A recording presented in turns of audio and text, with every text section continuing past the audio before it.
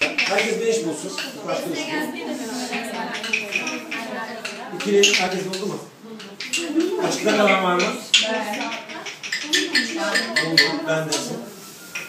Gelin. Ha. Bir müşteri, birisi ayakkabıcı. Tamirci olan, ayakkabıcı olan belli olsun. İlk başta.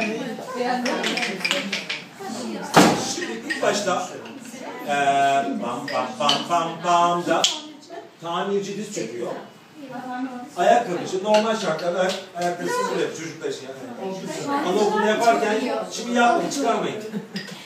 Sadece koyabilir ya da şu şey yapalım, yerde yapacaksınız tamam mı? Şimdi buraya normalde koyuyor ama siz yapmayın. Barakas da olabilir, başka hareketler de olabilir. Sonra sonra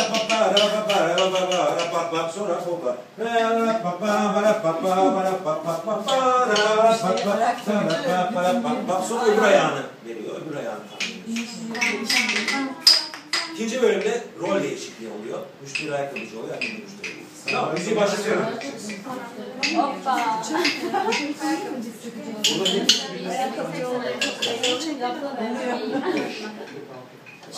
Prensip şeklinde boyuyorsun. Hazır ol. Ayakkabıcı diz çöküyor.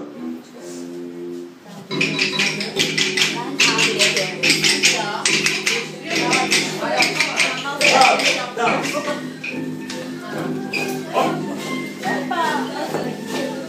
Ayak değişimi.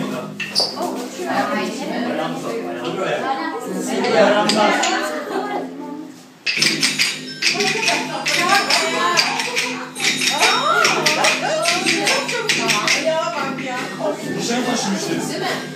Hop. Şimdi müşteri ayakkabıcı oluyor.